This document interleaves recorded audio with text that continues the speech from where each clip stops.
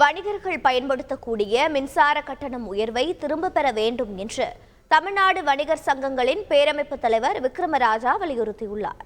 மின்சார கட்டணம் வணிகத்திற்கு பயன்படுத்தக்கூடிய மின்சார கட்டணம் உயர்ந்திருக்கிறது.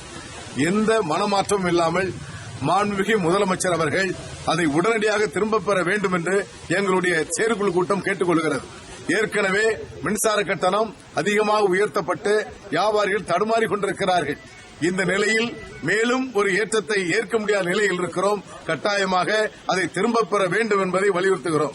மின் கட்டண உயர்வு தமிழக மக்களுக்கு அரசு செய்த துரோகம் என்றும் கட்டண உயர்வை உடனடியாக ரத்து செய்ய வேண்டும் என்று பாமக தலைவர் அன்புமணி ராமதாஸ் வலியுறுத்தியுள்ளார். அரசாணை ஜூலை 1ஆம் தேதியிலிருந்து மின் கட்டண உயர்வுன்னு அறிவிச்சாங்க. ஏன் நேற்று வரைக்கும் காத்துட்டு இருந்தாங்க?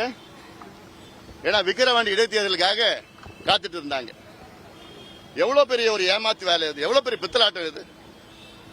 நிச்சயமாக மக்கள் இதை பார்த்துக் கொண்டிருக்கின்றார்கள். முதலமைச்சர் அவர்கள் இதை உடனடியாக ரத்து செய்ய வேண்டும்.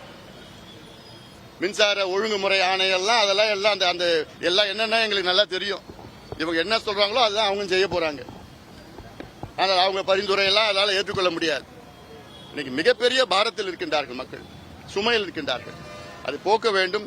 மின் கட்டணத்தை உயர்வை தமிழக அரசு ரத்து செய்ய வேண்டும். இல்லையேன் பாட்டாளி மக்கள் கட்சி கடுமையான போராட்டங்களை தொடர்ந்து நாங்கள் செய்வோம். செய்திகளை உடனுக்குடன் தெரிந்து கொள்ள உடனே சப்ஸ்கிரைப் பண்ணுங்க.